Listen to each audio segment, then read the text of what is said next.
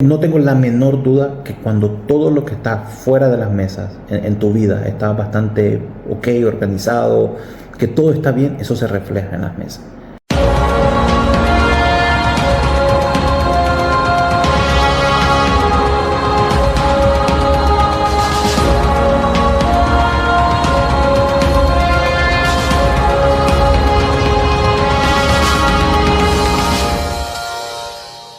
Hoy en el podcast nos acompaña Donald Duarte, jugador profesional de póker, referente de Cash Games Online, líder de TrueEV Poker. Donald vive en Nicaragua, lleva más de una década compitiendo en los niveles más exigentes de Cash Games, pero su recorrido no solo se define por los detalles en relación a los stakes que jugó o los resultados que consiguió, sino por cómo piensa el juego, cómo estudia y cómo entrena la toma de decisiones bajo presión. Si jugás Cash Games, si sentís que haces muchas cosas bien, pero algo no termina de cerrar, o si querés entender cómo piensa alguien que vive de esto hace años, esta entrevista es para vos. Bueno, Donald, bienvenido al podcast, bienvenido a esta conversación para crear contexto. Como yo siempre le digo a los invitados de este podcast, la idea es, a partir de estas conversaciones, ayudar a crear contexto para que las cosas sucedan, para que las cosas pasen, y a partir de lo que conversemos en este espacio podamos aportarles valor a las personas que nos ven, y ya a partir de esto que conversamos ya logren algún tipo de cambio, algún tipo de mejora a partir de los consejos que pueden salir de la experiencia de las personas que pasan en este espacio. Nosotros felices. Así que bueno, bienvenido, Donald. Gracias Juanpi, primero por la invitación, y ojalá que sí, que podamos aportarle un poco a todos los que se sumen, a los que vean el podcast, así que un placer estar aquí como siempre. Bueno, excelente. Bueno, desde ya les cuento a la audiencia, con Donald trabajamos juntos, hemos trabajado como cliente uno a uno en sesiones, y a la vez también estamos trabajando en un proyecto que me ha participado, que bueno, ya les vamos a adelantar un poco más acerca de qué se trata, pero me gustaría presentar un poco a la audiencia un poco quién es Donald Duarte, más allá de los números, de los resultados, de la carrera profesional, qué lo mueve, cómo empezó en el póker, y nada, me gustaría que me cuentes un poco de quién es Donald Duarte. Bueno, soy originario de Nicaragua, ¿no? Estoy por cumplir 38 años, ya llevo 15 años jugando de manera profesional en el póker. Arranqué por ahí del 2010, mis primeros pasos, finales del 2009, cuando me creé mi cuenta en PokerStars, y nada, ahora estoy, me parece que por empezar la mejor etapa de mi carrera, me gusta llamarlo así, porque creo que uno ya también a esta edad va alcanzando una madurez profesional, ¿no? Así que tengo realmente muchas ganas de afrontar esta nueva etapa que se viene en mi carrera, y es un poco de eso. ¿Qué te inspiró a comenzar a jugar profesionalmente al póker en ese momento, ¿no? En ese momento que empezaste, ¿qué te inspiró? Bueno, allá por el 2009 recuerdo que vi una capítulo de la Serie Mundial de Póker, ¿no? En ESPN, que solían transmitirlo. La realidad es que me gustó. Nosotros íbamos un poco al casino con unos compañeros de la universidad, pero nada que tuviese que ver con el póker, sino que íbamos ahí quizás a tomar un par de cervezas, dar una vuelta.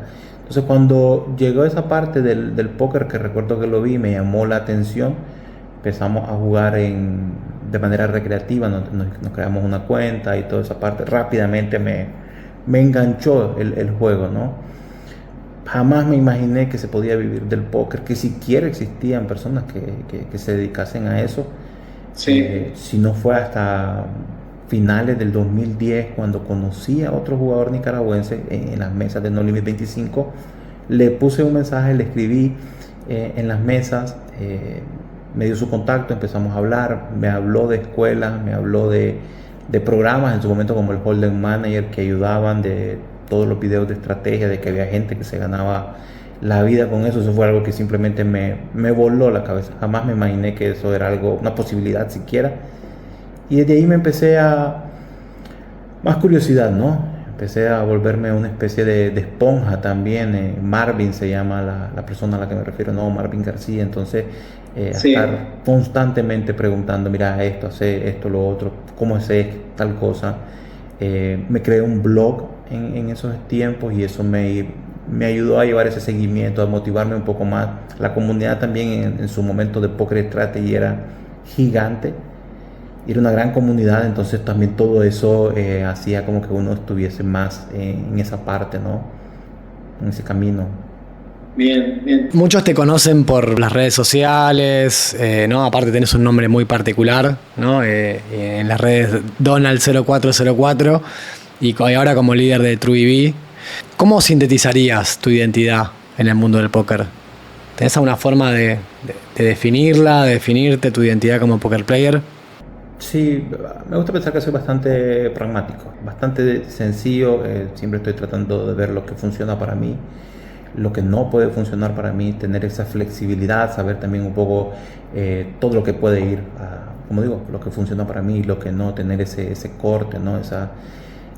Siempre trato de que las cosas sean un poquito más sencillas, ¿no? Entonces el pragmatismo un poco de ok, vamos por este camino, esto no buscarle, como dicen, las 4 patas al gato, así que... Esto que me comentás, digamos, de tu identidad pokeril, ¿no? ¿Ha influido en algo tu nacionalidad? Porque, a ver, yo no conocía tantos jugadores nicaragüenses cuando te conocí. A ver, la comunidad nicaragüense es bastante pequeña, ¿no? La centroamericana diría que es bastante pequeña, quizás ahora en Costa Rica está creciendo un poco más, Panamá seguramente también. En líneas generales, creo que no influyó tanto en el sentido que en esos tiempos ya era muy fácil poder pasarse por algunos foros como Poker Strategy.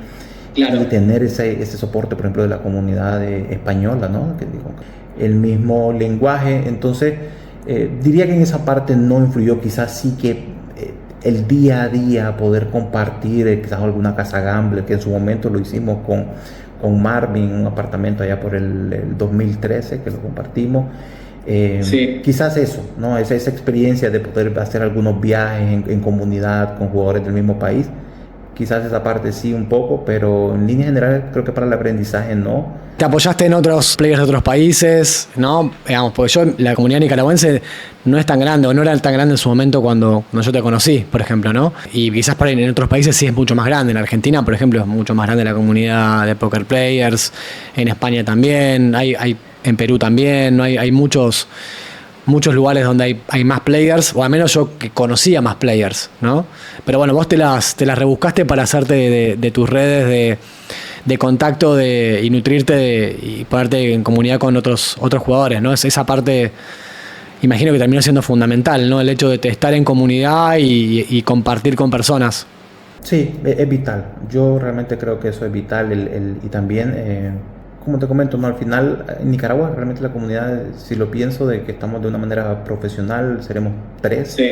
Hay un par de chicos que ahora vienen empujando ahí por No Limit 50, dando sus primeros pasos en la parte profesional, pero realmente sigue siendo bastante pequeña, ¿no? Pero tener esa facilidad de a día de hoy, la internet, ¿no? Que simplemente con un clic podés estar, como es el caso ahorita, vos estás en Argentina, yo estoy aquí en Nicaragua, entonces realmente eso aporta muchísimo y no se siente esa diferencia. Yo creo que también eso es algo importante en la comunidad de póker, ¿no? Que no porque alguien sea de España o alguien sea de Argentina, no es como que la gente no está abierta a crear comunidad, y eso siempre aporta muchísimo para todos los demás países. ¿Hubo algún momento en tu carrera que pensaste en algo que fue decisivo?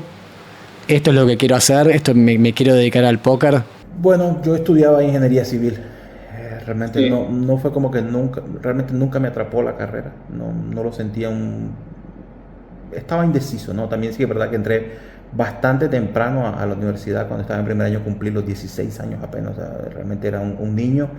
Y cuando ya conocí el póker en esa parte, fue como algo que simplemente dije, bueno, esto me atrapó, lo empecé a jugar, lo seguía jugando de manera recreativa ya cuando empezaron a llegar los primeros resultados y toda esa parte, y luego ya estaba en la etapa en mi carrera de ahí por el tercer, cuarto año, donde no sabía qué decisión tomar. Ya es que los resultados se me dieron rápido y eso hizo que la balanza realmente no hubiese sido una decisión bastante compleja, sino como que esto es lo que me gusta, esto es lo que quiero hacer y las cosas se me están dando bien. O sea, ¿te gustaba, viste posibilidades y te decidiste? Sí, también recuerdo una vez cuando le hice el comentario a mi papá, ¿no? Básicamente mira, voy a dejar la universidad, voy a seguir jugando, me voy a dedicar al póker, porque él ya lo sabía, siempre me apoyaron realmente, pero bueno. jamás se me olvida, ¿no? La parte donde me dijo, ¿y cuánto esperas ganar? Y yo le dije, bueno, yo creo que tranquilamente puedo ganar como unos $35,000 al año. Eso hablándolo en 2011. Claro. Sí, sí, sí. Me quedó viendo algo así como, este está un poquito mal de la cabeza, pero me dijo, bueno, si vos decís y eso es lo que te gusta, hacelo, no te preocupes. Y fue el primer año, realmente ahí no volví a ver nunca hacia atrás, ¿no? No siempre ocurre eso, ¿no? Que hay, nada, ese voto de confianza. Bueno, evidentemente te veían comprometido, decidido, ¿no? A hacerlo y bueno, a ver qué ocurría, ¿no? O sea, tus primeros años estudiando, jugando póker online, ¿cuáles eran, digamos, o qué stakes eran tus primeros límites? ¿Qué encontraste ahí, digamos, al principio mientras vos estabas estudiando, jugando online? Arranqué jugando torneos, ¿no? De manera recreacional, Sí. base cero por completo, torneos, se miró unos cuantos resultados. Yo hacía viajes a Estados Unidos a trabajar durante mis vacaciones de la universidad. Entonces recuerdo que en uno de esos viajes me compré una laptop. Ahí justo coincide cuando conozco a Marvin y le pregunto que si él, porque claro, yo me siento en las mesas de cash porque quería hacerme Gold Star en aquellos tiempos de Poker Stars, ¿no? Que tenía Silver Star, Bronce, Silver, Platinum y Supernova. Entonces digo, bueno, quiero llegar a eso y me siento en las mesas de cash, lo encuentro a él, veo que él era Platinum, o si no recuerdo mal, sí, Platinum. Yo dije, puf, qué locura, como 5 estrellas, 4 estrellas, no recuerdo. Claro. Y entonces le escribí, me dijo que él jugaba cash y le dije, bueno, empecé a preguntarle y me dijo, no, yo estoy en una escuela, ahí encontré videos y eso fue octubre. En enero yo ya estaba dando los primeros pasos en No Limit 25, porque pone que noviembre y diciembre fue algo como No Limit 5, No Limit 10 rápidamente. Entonces también tenía algo de banca por los pinchazos de los torneos y eso obviamente me ayudó mucho. Ya para el inicio del 2012 fue ya básicamente No Limit 25, 50, 100. Bien, bien.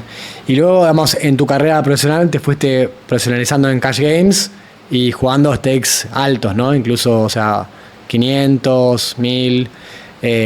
¿Cómo fue esa transición, digamos, desde límites más bajos? ¿Cómo fue ese proceso? ¿Cómo siguió después? Yo creo que también algo que me ayudó en esos inicios era el tema de la banca, ¿no? El control, que realmente siempre mantuve mis costos bastante bajos en comparación a lo que quizás podía ganar en su momento y eso me daba esa flexibilidad de poder tomar los shots un poquito más agresivos. También obviamente cuando uno está más joven la aversión al riesgo prácticamente es cero, debo decirlo. Entonces, claro, arranqué, me tomé un par de coas, ya por ejemplo cuando hice el salto a 50 me tomé un coas, para hacer el salto a 100 me tomé un coas.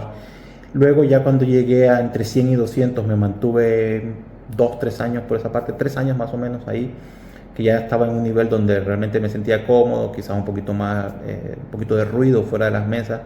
De hecho en la página de TrueEV tenemos la sección de blog.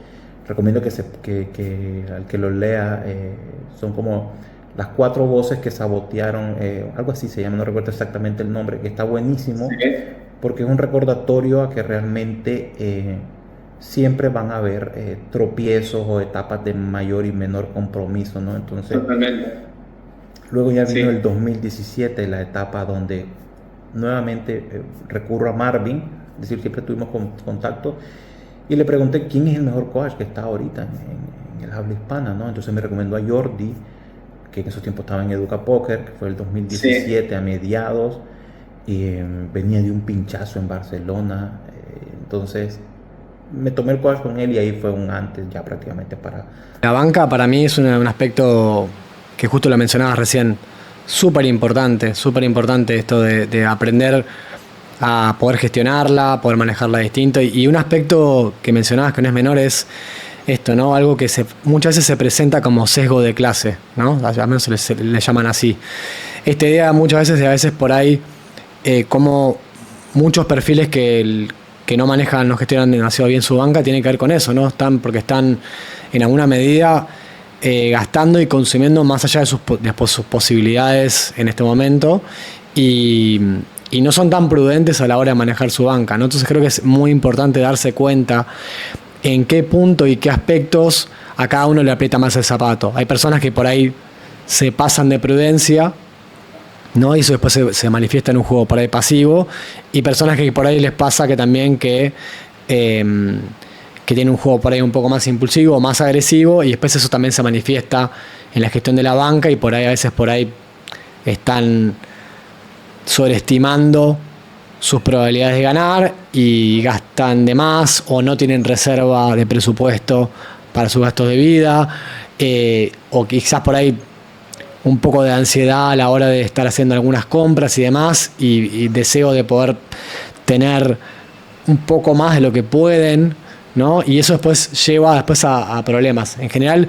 las personas que yo he visto que mejor les ha ido en el póker es porque o han sido muy prudentes en su manejo de banca o han aprendido a hacerlo, ¿no? Es como que un aspecto muy interesante esto que decías, ¿no? De cómo fuiste prestando la atención a eso en tus primeros años, ¿no? Y te formaste para eso. Sí, yo siempre recuerdo, jamás se me olvida, ¿no? Había un pro de PokerStars mexicano, Jorge Limón, Balín se llamaba en las mesas, hizo en uno de sus blogs que tenía para PokerStars el impacto, y lo puso tan simple y sencillo: cuando vos jugás No Limit 10 o 25, comprarte un pantalón Levi. Que alguien puede decir, no, son 50, 60 dólares. No, son 2 cajas de tu nivel. Claro. Si ves el impacto que tiene ese dinero, yo recuerdo que me lo tomé casi que a pecho, te diría, ¿no? Pero aún así seguía siendo un poquito más agresivo con la gestión de banca, porque yo recuerdo que tal vez tenía, me invento, $5,000 de banca y me jugaba torneos de $200. Y yo escuché una vez que alguien dijo, no, es que hay que tener 100 cajas. Y yo dije, pero ¿para qué tanto? O sea, que también era, si bien era prudente, era un poco agresivo, ¿no? Y jugaba torneos de $500, prácticamente con la bendición de Dios en esos entonces, porque era no, pero a medida que fui escalando niveles, fui siendo un poquito más conservador, porque también uno empieza a conocerse un poco, ¿no? Entonces, ¿dónde sabes cuando apretas un poco más?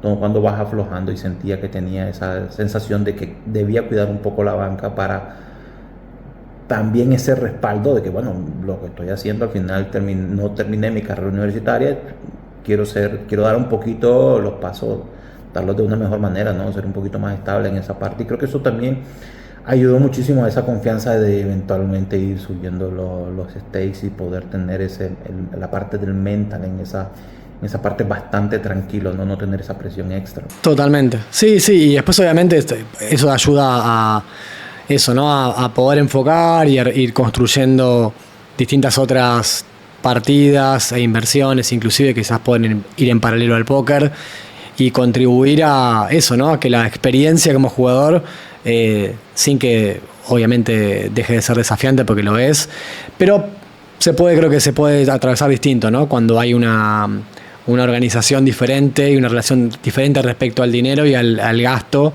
y a la inversión, y hay una cierta organización más como una empresa, ¿no? Yo siempre acá trato de esto, ¿no? De mi alter ego, más de mi formación de base de negocios y empresarial, que entiendo un poco de tratar de llevar al player a que vea su manejo de banca como si estuviese manejando una pequeña empresa, ¿no? Entonces, al verlo de ese modo, quizás se entiende mucho más esto de reservas para esto, reservas para otro, y bueno, y algunos gastos que tienen que esperar a veces, y bueno, y ya después a paso firme ir haciéndolos, ¿no? Eso es una estrategia que quizás en muchos casos es útil y evita el riesgo de ruina, básicamente, ¿no?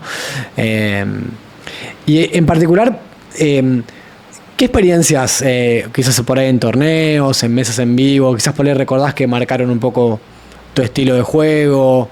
Quizás algún ejemplo, alguna anécdota. ¿Te acordás de algo? Bueno, yo te digo algo, las veces que me clasifiqué cuando arrancaba en el 2012, por ejemplo, mi primer LAPT que fue en Colombia, luego en el 2013 Bahamas, creo que eso aportó una especie también de ambición, por decirlo, porque me gustaba mucho. Yo siempre me jugaba a los clasificatorios porque yo decía, es el sueño, son las vacaciones pagadas, porque realmente en ese tiempo PokerStars te daba boleto de avión, hotel, torneo. Yo llegaba al torneo y yo decía, si cobro bien, si me eliminan, tengo una semana para estar, vacaciones pagadas realmente, ¿no? Entonces, acá diríamos el sueño del pibe, diríamos. El sueño del pibe era realmente, sí. y disfrutaba, por ejemplo, justo estaba viendo el otro día una foto del Atlantis en Bahamas, que creo que ya no lo está haciendo, y Sí. fueron 5 veces y realmente disfrutaba cada semana cuando eran 10 días y lo disfrutaba a tope en todo el complejo, ¿no? Entonces, esa parte creo que me motivó mucho ese roce. Si bien yo ya estaba jugando cash game y iba a los torneos con cero estudio realmente, un poco más a lo que pudiese pasar. Ese roce, ver a todos los profesionales, ver todas las celebridades, por decirlo de una manera también, que rondaban en el póker, me hacía motivarme para seguir por lo menos intentando clasificarme y estar ahí, ¿no? Estar ahí cuidando la banca para jugar esos clasificatorios, todo ese tipo de cosas. Sí, estás viendo a los mejores, estás viendo a las personas que quizás por ahí veías por televisión o veías en un streaming, los ves ahí, y eso sí, sin dudas es como poder tocar el sueño con las manos, ¿no? Como... Si te confieso, a ver, el 2024 fue la primera vez que fui a Vegas, ¿no? A jugar el Main Event. Y cuando me senté, lo jugué, vi todo el aura que tiene el torneo, dije, ¿cómo es posible que no haya venido antes? O sea, realmente ya había estado en Vegas, no lo había jugado, pero cuando entras al salón, todo, como anuncian el torneo, realmente te revive esa chispa y da un poco de nostalgia, ¿no? Uno recuerda sus inicios. Todo. Bueno, quizás había que construir antes, ¿no? De ir, ¿no? Quizás por ahí estabas construyendo otras cosas antes de ir para allá, ¿no? Pero sí. En tu trayectoria hasta de 15 años, ¿no? ¿Hubo algún periodo por ahí de mayor crecimiento o aprendizaje importante? ¿Recordás? Sí. Lo hago también, por ejemplo, lo comento en el blog. Las etapas de mayor y menor compromiso, ¿no? Por ejemplo, el 2017, cuando me tomo el coach con Jordi, viene esa etapa de mayor compromiso, tanto dentro como fuera de las mesas, ¿no? Luego paso por una etapa en el 2019, donde quiero tener menos necesidad del póker, quiero un tiempo fuera y me lo tomo igual. Entonces, pero realmente creo que un aprendizaje que siempre que me pasó factura, por ejemplo, al 2020, cuando quería arrancar todo el tiempo de estar fuera de las mesas, pero creo que un aprendizaje que es el hecho de que la constancia, ¿no? O el volver siempre a poner el trabajo fuera de las mesas, tarde o temprano empieza a dar su fruto, se ve reflejado, y diría que es un gran aprendizaje de eso, ¿no? Ajá. Que muchas veces olvidamos el impacto que realmente eso tiene, ¿no? Creemos que nos podemos sentar a jugar siempre y siempre van a estar dando los resultados, pero bueno, hay un trabajo que acompaña todo eso.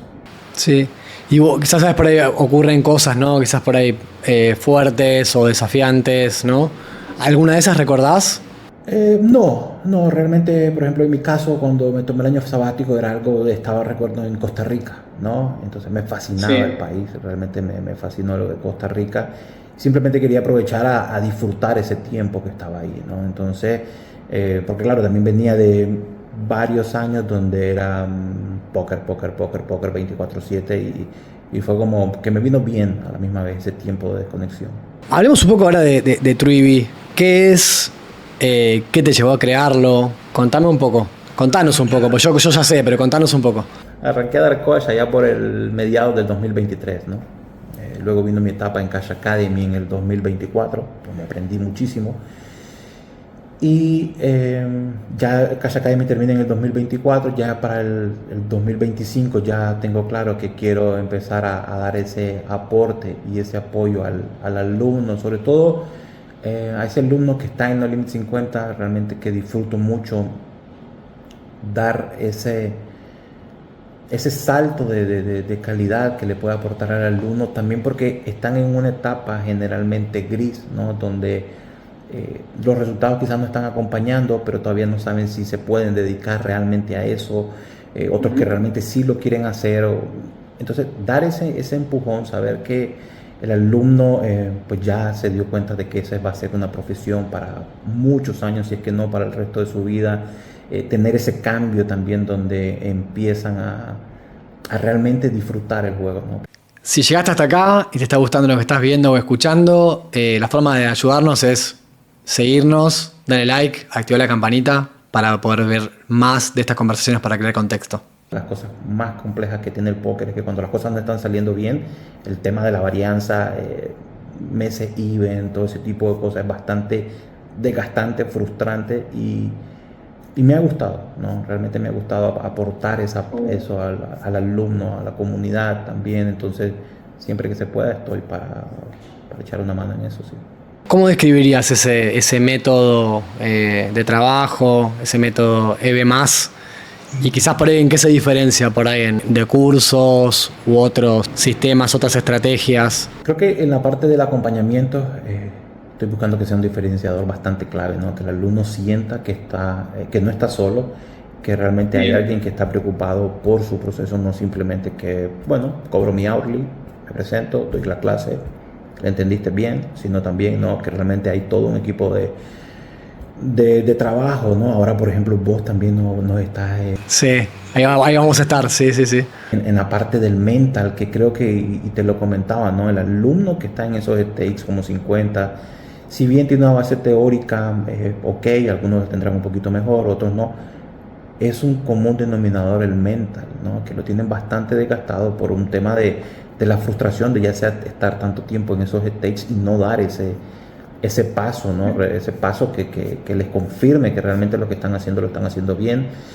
Y luego ya en la parte técnica, por ejemplo, hacerlo de una manera bastante simplificada, bastante pragmática, ¿no? Que realmente entiendan dónde está el EV de cada decisión, de cómo jugar una mano, realmente de dónde viene el win rate, y sembrarles esa semilla para que ellos realmente tengan, incluso cuando terminamos el coach, noción de cuáles son las bases, de cuáles son los puntos que deben de seguir una vez que pierdan el camino, si es que lo llegan a hacer, ¿no? Y que sepan por dónde pueden comenzar nuevamente para... Sabes que te escucho, Donald, lo que contás y me remite mucho a lo que hablábamos al principio, porque digo, yo te hacía referencia no inocentemente, ¿no? A quizás por ahí de vuelta a la comunidad de póker de tu país, que es una comunidad, o era una comunidad pequeña en su momento, y cómo fue importante para vos el apoyarte en otros players, en otras personas para tu desarrollo, ¿no? Y cómo en parte ahora todo se está como uniendo, ¿no? Vos estás también haciendo esa parte desde tu lugar, ¿no? Ayudando a otros, quizás cuando en su momento a vos la ayuda de los demás te vino muy bien en ese momento, ¿no? Sí, y de ahí la importancia de la comunidad, ¿no? Porque si uno lo piensa, en ese momento estábamos Marvin, yo, seguramente se me escapa alguien más, pero éramos, diría, los únicos. Eran poquitos, claro, eran poquitos. Y si nos dejabas aquí prácticamente solo a los dos, hombre, seguramente hubiese eso ralentizado, ¿no? El proceso tanto de él como el mío, pero el hecho de estar con un simple clic, unirte a una clase, crear un blog, que alguien te lo comente o pasarte por otro y ver que, bueno, él está transitando el camino en el que yo estoy, todo eso realmente ayuda mucho, ¿sabes? Y es importante también, es una de las cosas que te lo comentaba, ¿no? Y vos también sé que vas a hacer un gran trabajo en eso, de promover la comunidad, que el alumno sienta que realmente no está solo ahí para recibir la clase y ver qué pasa, ¿no? Sino que estamos... Eso está muy bueno también, yo también lo hago en mis programas, apuntar a que no sea una cuestión solamente teórica y que lo puedan llevar a la práctica, ¿no? Sobre todo las cuestiones que yo trabajo que tienen que ver mucho con lo actitudinal, que en muchos casos es intangible, ¿no? Y es difícil de tangibilizar, difícil de medir en muchos casos, y donde la información hoy en día abunda. Vos googleás, buscas en ChatGPT y tenés un montón de ideas, un montón de estrategias, un montón de cosas que están geniales, ¿no? En muchos casos pueden ser inclusive hasta muy precisas. Pero más allá de eso, lo que yo percibo en la mayoría de los casos, y inclusive le pasa a todo el mundo, creo, el tema no está a veces en saber ni tener la teoría, sino cómo hacer para esa teoría vos poder llevarla a cabo. Y en ese aspecto que yo creo que apunto a aportarles a los players en ese sentido, ¿no? Más allá de lo teórico, es cómo te ayudo a que vos puedas eso que teórico traducirlo a una acción concreta, ¿no? Y eso va a redundar directamente en un cambio en esa persona. Si no, lo que ocurre en muchos casos es que, sobre todo en mi área, es que lo que pasa con el player es que se encuentra que sabe muchísimo, sabe cada vez más, pagó, estudió y demás, y todo eso, al no poder llevarlo a cabo, se siente mucho peor, porque no solamente sabe más y se siente más responsable por saber más, tener que poder llevarlo a cabo, y no lo puede llevar a cabo, ¿no? Y eso a veces no tiene que ver con más información, no tiene que ver solamente con más conocimiento, sino con cómo trabajar en la que la persona lo pueda pasar a la acción, ¿no? Es una parte que por ahí ningún libro a veces solamente te va a dar, o ninguna más información te va a dar, sino el trabajo con la persona, ¿no? Eso para mí hoy en día, sobre todo, es fundamental. Yo abogo y trabajo para eso, ¿no? Para que el player lo pueda traducir en cosas concretas, bien específicas, ¿no? Sí, y es que básicamente creo que en eso se resume el póker, ¿no? Porque luego en el replayer, cuando nosotros tenemos la cabeza fría, pues claro, es ¿sí? Relativamente más sencillo tomar una decisión, pero quizás ya venir, me invento, de un par de bad beats, una mala sesión, 3 sesiones mal atrás, tener esa cabeza fría para poder tomar una decisión, para poder hacer un exploit, ¿no? Para no perder la concentración, mantener esa calidad y esa fluidez de las cosas más complejas, si es que no la más compleja en el póker. Y concuerdo, yo realmente creo que el que tiene un mejor plan de ejecución, no necesariamente tienes que tener una estrategia perfecta, y sí, sobre todo comprender el stake donde estamos jugando, ¿no? Que también muchas veces olvidamos o creemos, me invento, el alumno de 50 cree que todo el mundo juega extremadamente bien, cuando realmente claro, no es así. Entonces, tener ese de no autoflagelarse todo el tiempo, ¿no? Que porque perdí una mano, que porque me salió mal un bluff catcher, ese tipo de cosas es bastante importante. Sí, es un juego de habilidad, ¿no? Uno va desarrollando habilidad en el camino, y la parte mental también, ¿no? Es un juego de habilidad la parte mental. Uno va desarrollando habilidad en el tiempo, y sí, creo que ese permiso para... creo que como yo les dije en un posteo que armamos, ¿no? Esto a mí siempre me gustó mucho también verme como aprendiz, ¿no? En todo momento, aún con mucha experiencia, porque eso me permite tener una relación mucho más amable con mi proceso de aprendizaje en la etapa que esté, ¿no? Esa relación, en lo personal, para mí ha sido un mindset que ha sido muy posibilitante para mi desarrollo y para el de otros players, ¿no? Tratar de verse así, como aprendiz. Sí, sin duda. ¿Y hay algún perfil o tipo de perfil o características que vos buscás o considerás que son importantes para participar en TrueBB? Bueno, el primer filtro que nosotros tenemos es la aplicación, ¿no? Realmente sí, di prioridad a los alumnos que se tomaron el tiempo de llenar la aplicación, ¿no? Porque recibimos algunas claro, aplicaciones de bueno, ¿por qué te interesa TrueBB? Bueno, porque quiero trabajar con Donald. ¿Y cuáles crees que son tu método? No, tu falencia, no, el mental. Pero sí, hay quien realmente se tomó el tiempo de decir, estoy fallando en esto, me falta estructura, quiero trabajar el mental, necesito un acompañamiento, desarrollarse. Entonces, creo que desde ahí ya se transmite el compromiso que el alumno, el player tiene. Sí. A mí me dice algo de interés eso, ¿no? Cuando alguien está manifestando y expresándose, me dice algo de interés, ¿no?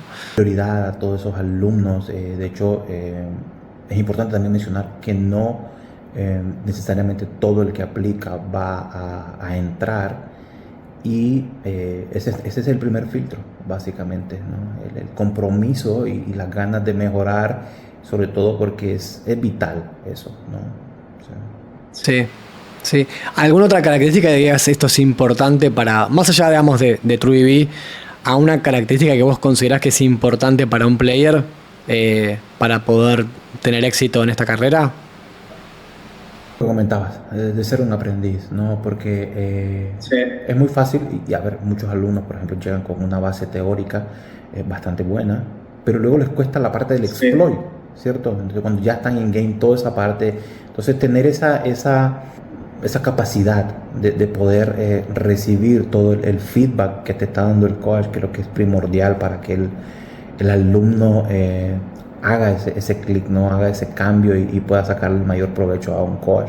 Sumado a eso también tiene que ver con el amor al juego, ¿no? Y no solamente el juego en sí, sino todo lo que implica el juego, que también es muchas horas de estudio, de revisión, ¿no? De intentar, ¿no? Buscarle la vuelta. Hay una parte de cierta meticulosidad por los detalles, ¿no? que para mí hacen también un perfil, ¿no? Esto de personas que por lo general piensan un poco fuera de la caja y están dispuestas a hacer el trabajo, ¿no? El compromiso, hacer el trabajo para lograr las cosas. Pero bueno, eso en general ocurre mucho cuando también la persona ama lo que hace, ¿no? Y no solamente jugar, sino todo lo alrededor también, ¿no? Lo que te decía recién, ¿no?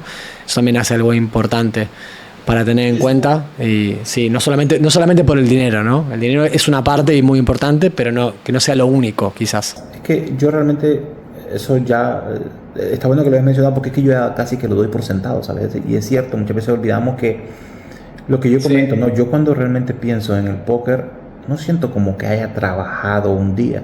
Claro. Es más, de hecho, cuando lo pienso hacia atrás, digo, bueno, yo realmente no respetaba ni mis tiempos para descansar, para tomarme algo, para tomarme vacaciones. De hecho, vos no me dejarás mentir, ¿no? Cuando tomé la parte del mental, yo te decía, siento que no respeto mi tiempo, que siempre estoy pensando en póker. Y claro, cuando tenía antes, mucho tiempo atrás, era 24/7. Y no lo sentía como un trabajo. Es más, yo me levantaba todos los días tranquilo a grindar, iba a hacer esto, vamos a grindar de nuevo. Que aquí nunca tuve, en Nicaragua no existía el póker en vivo. Bueno, sí existía, pero no stakes que quisiese jugar, pero no quiero ni pensarlo cómo hubiese sido esa parte. O sea, realmente hubiese dicho 24/7 en el casino, no salgo de ahí hasta que no pueda más. Entonces, y siempre pongo el ejemplo. Por ejemplo, mi hermano le iba bastante bien, llegó a jugar No Limit 200 prácticamente con estudio cero, te diría, pero siempre lo sintió como un trabajo.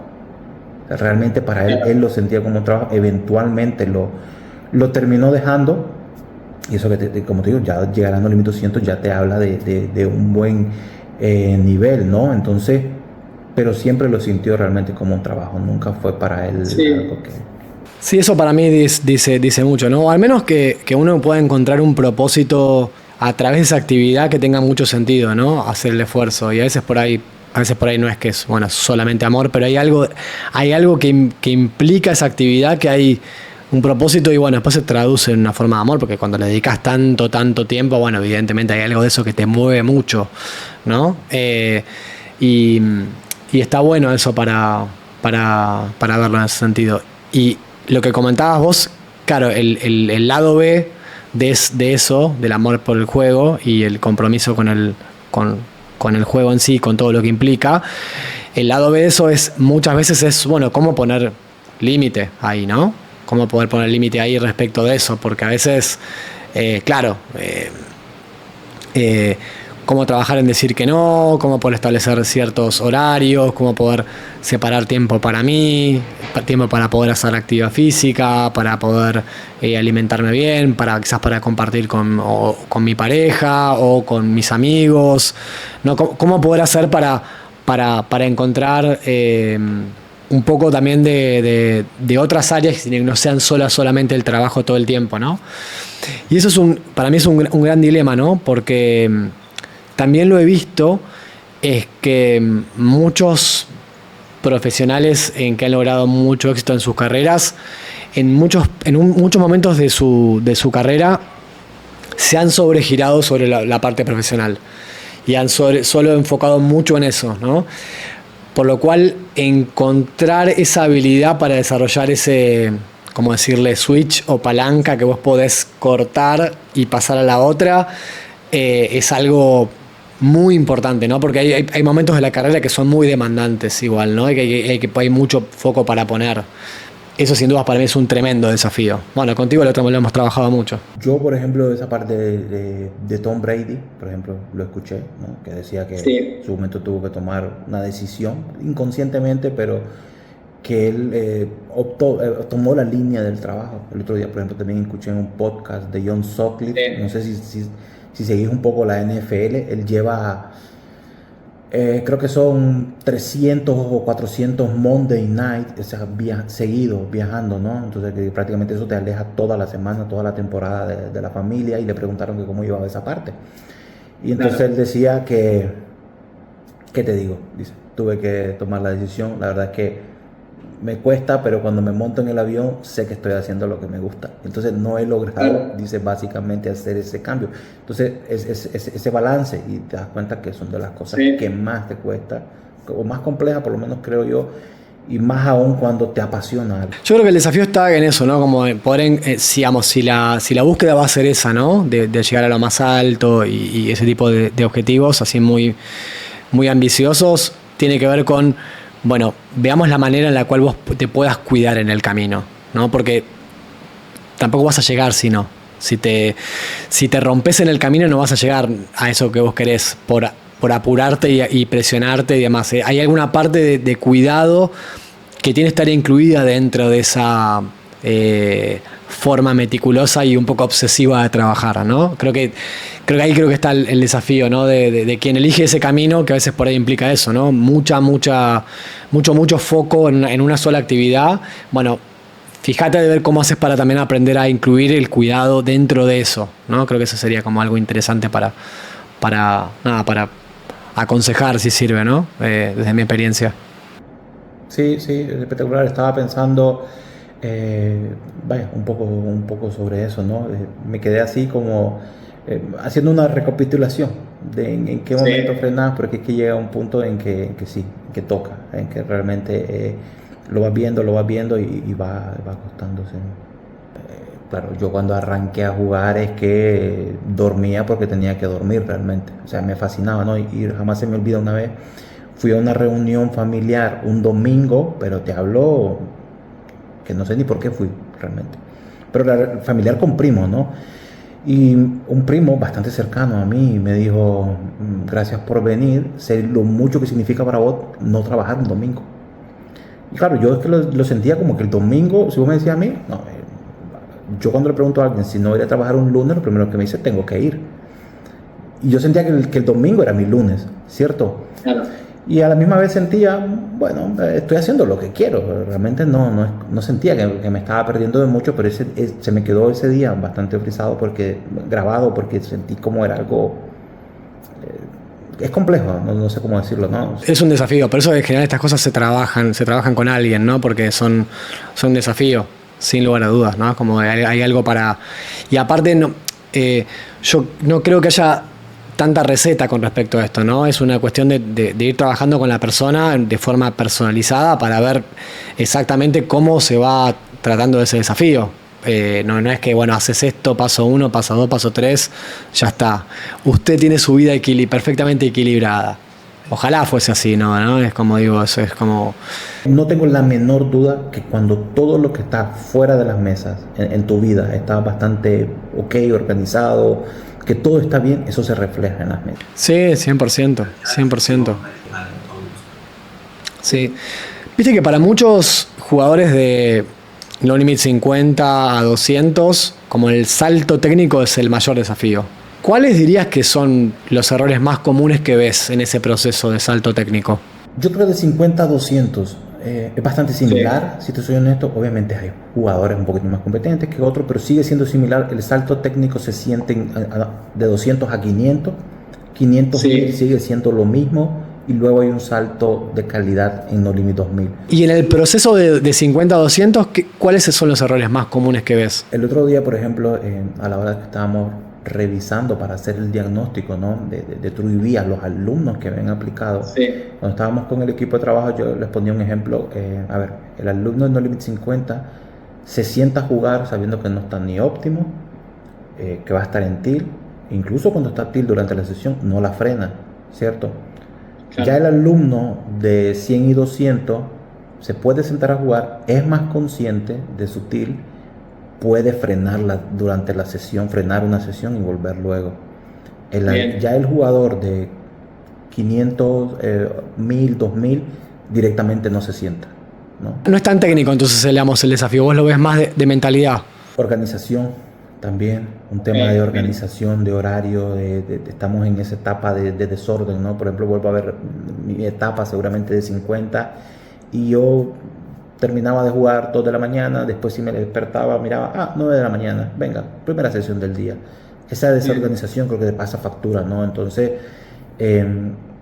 el trabajo que hacemos fuera de las mesas también creo que es bastante importante. La comunidad llega a un punto donde estamos solos porque no tenemos una comunidad, porque en una escuela, si bien están los foros, a día de hoy creo que hay poco disperso está.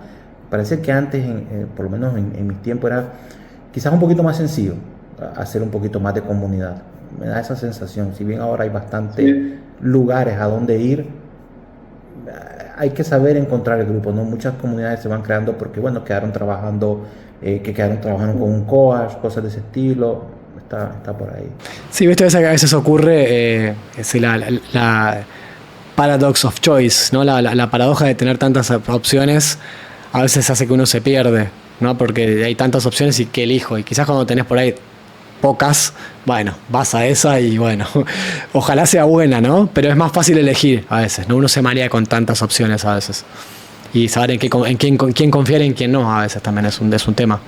Creo que esa fue una de las cosas, por ejemplo, que a mí me dio mucho éxito, ¿sabes? El hecho de, por ejemplo, en el 2017, cuando me tomo el coach con Jordi, me fascina el enfoque, que creo que es muy importante, que el alumno tiene que saber si le gusta el enfoque del coach, desde antes de tomárselo, ¿no? Es esto lo que estoy buscando, yo me lo tomo con él, me gusta el enfoque, y dije, ya está, me quedo con él, porque también muchas veces el alumno olvida que no, pero es que me tomé coach con él en el 2017. Por ejemplo, yo me tomé 2017, 2020.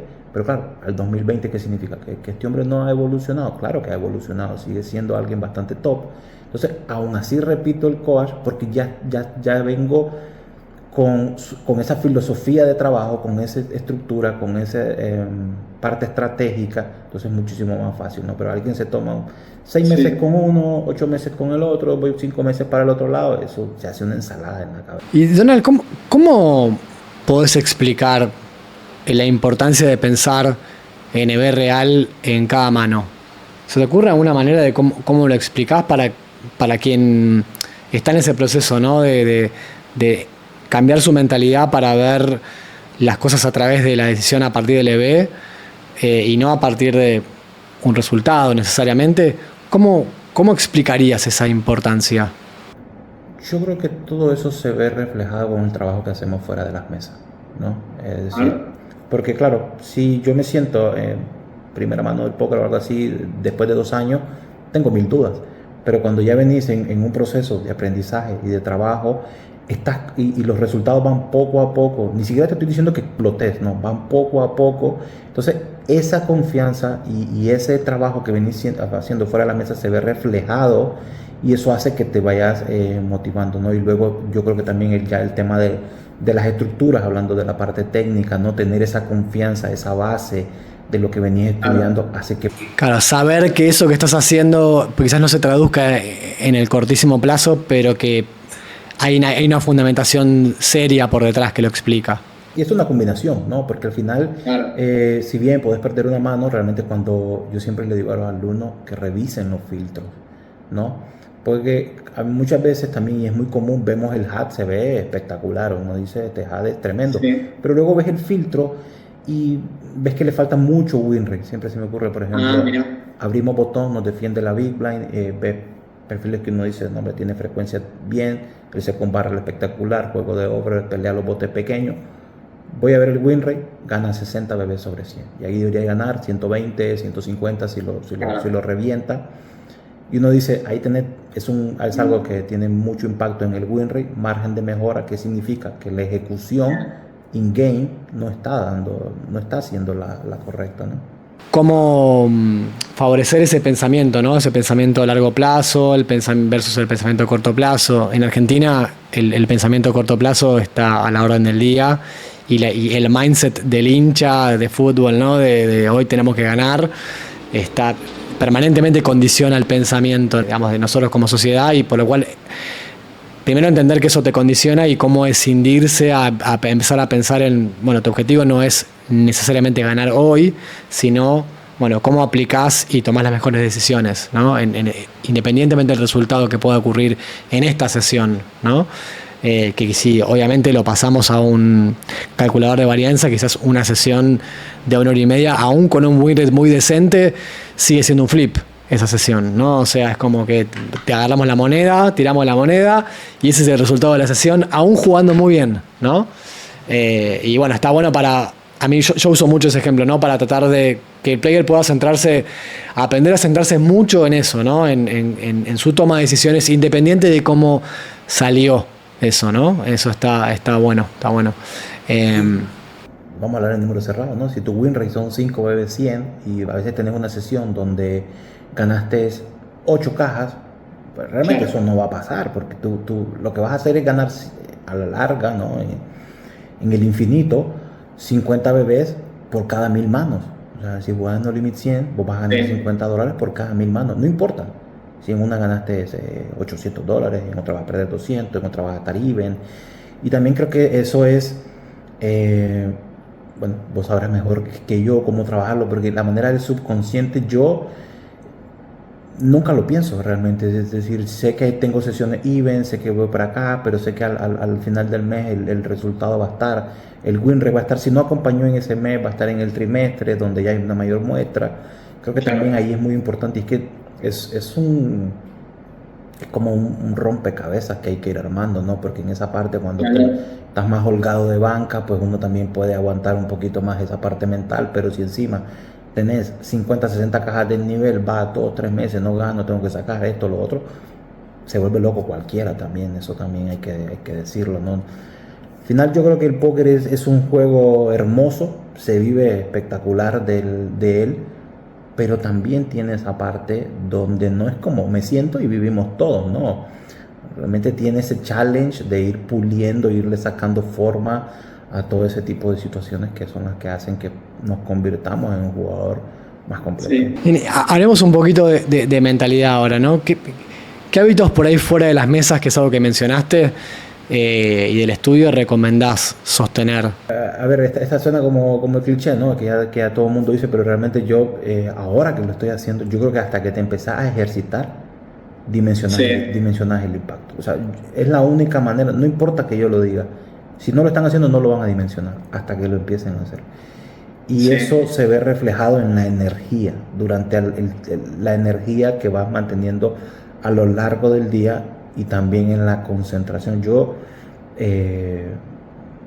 recuerdo el primer mes y medio del gimnasio fue que me pareció una cosa de loco, la concentración a la hora de la sesión, ¿no? Va creando ese hábito, el hábito va creando disciplina. Nosotros en el programa que tenemos, en el Mindset Coaching Lab, que nos centramos a trabajar en mentalidad en general, pero más allá de eso, en la incorporación del hábito de la actividad física, con un especialista que los acompaña y un entrenador personal, se nota y se ve impresionantemente bien. Y aparte está muy bueno entender eso, ¿no? Que muchas veces uno se centra en ver cosas que son marginales, pero no se centra en lo esencial, ¿no? Esto lo hablamos también con Pastor, ¿no? Y hablamos de esto, ¿no? Es decir, primero, yo te diría, más allá después de armarte un montón de cosas, y un montón de suplementos y demás, y cosas que están buenísimas, primero lo esencial es nutrición y entrenamiento, digamos, ¿no? Es como lo primero, atender esa parte. Y después todo el resto de cosas que hay, no sé, hongos adaptógenos, hay creatina, hay suplementos, hay un montón de cosas que uno puede tener y comprar, pero primero es apuntar a lo básico, ¿no? Que es eso. Lo que pasa es que es muy difícil, y aprender a sostenerlo en el tiempo, mucho tiempo, ¿no? Eso sí, sin dudas aporta, para mí aporta, coincido 100%, aporta muchísimo. Sí. A ver, todo es un tema de hábito, ¿no? Porque al final también creo que eso se ve reflejado. Yo tengo mi rutina, por ejemplo, pre-sesión, ¿sabes? Por un tema de si salgo a la calle, por ejemplo, te lo comentaba a vos cuando hicimos la parte del mental, siento que vengo bastante cargado con las energías, el ruido, el alboroto, el calor, todo eso me pone mal. Entonces trato siempre, cuando tengo que hacer algo, tomarme una ducha. Eso hace como que me baja la adrenalina, ¿no? Que traigo de la calle, por ejemplo. Y todo eso hace que esté bastante más tranquilo durante la sesión. Pero si alguien ya también es importante uno conocerse, porque si voy a la calle, ya sé que estoy un poquito más dispuesto al tilt, que cualquier cosa me va a irritar y encima me siento a jugar, es que no hay que ser muy genio para darnos cuenta cuál va a ser el resultado final a la larga, ¿no? ¿Cierto? Entonces Sí. todo ese tipo de cosas creo que del mental es primordial, y el alumno, por ejemplo, hablando de un común denominador que encontramos en las aplicaciones es eso, la mala organización, ¿no? Que el saber que las primeras hora y media, 2 horas voy fluyendo bastante bien durante la sesión, pero la alargué hasta la quinta hora y claro, se ve reflejado en la gráfica, ya estás piloto automático, prácticamente estamos viendo pasar cartas, ¿no? Entonces todo ese tipo de pequeños detalles suman. Bueno, en eso vamos a centrarnos en trabajar bastante, ¿no? En TrueVB yo voy a tratar de aportarles todos mi experiencia respecto a eso, y aparte escucharlos también para eso, ¿no? Para trabajar con la persona, ¿no? Más allá de los recursos y herramientas que son muy útiles, saber también qué hace cada uno, cómo le resulta, iterar un poco con ellos, para eso es súper importante. Si alguien quiere saber más sobre TrueVB, dónde encontrarlos, nada, ¿cómo pueden hacer para llegar a ustedes y a vos, Donald? Donald Duarte en el Instagram, ¿cierto? Tenemos la página de TrueVB también en Instagram. Luego también tenemos la página web, que es truevbpoker.com. Ahí van a encontrar la parte de los blogs. Como comento, yo realmente es que los blogs me parecieron espectaculares. Se los recomiendo porque creo que también hay una autorreflexión y esa parte que el alumno muchas veces quizás lo sabe, pero no lo dimensiona, y si lo dimensiona no lo aplica. Entonces, recordar también que la parte del póker no es un maratón, ¿no? Entonces, no recuerdo ahorita que estaba viendo ayer, pero era algo Franco Escamilla estaba viendo un podcast que lo estaban haciendo, entonces él decía que la carrera de un comediante no es pego ya y si no, no. Entonces, sino que es como un maratón que a él le tomó, por ejemplo, 5 años volverse famoso. Y creo que lo mismo pasa con el póker, ¿no? No vamos a simplemente decir, bueno, juego 5 años y ¿qué pasa? No. Tiene que mantenerse en el tiempo, y creo que eso es de las cosas más, también de los challenges más importantes que van a encontrar. Sin dudas. Donald, desde ya, muchísimas gracias por sumarte al podcast. Ha sido un gusto enorme tenerte, conversar con vos. Yo ya te tengo aprecio personal, más allá de lo profesional, que ya nos conocemos y hemos trabajado juntos, y ahora estamos también juntos en TrueVB. Un placer tenerte. No, al contrario, gracias a vos por invitarme aquí. Realmente en todo el equipo de TrueVB estamos encantados de tenerte. Sé que los alumnos te van a sacar el máximo provecho, les vas a aportar muchísimo, y esa es la intención, ¿no? Que ellos puedan trabajar una etapa o una parte del juego que pocas veces se dimensiona, y seguramente a día de hoy es en muchos casos, ¿no?, la parte que más los está frenando, que es el mental game. Sí, sin dudas. Desde ya, gracias por ayudarnos para crear el contexto para que las cosas sucedan. Así que bienvenido Donald. Te mando un gran abrazo y ya nos veremos pronto. Gracias, Juan Pablo. Saludos a todos. Nos vemos.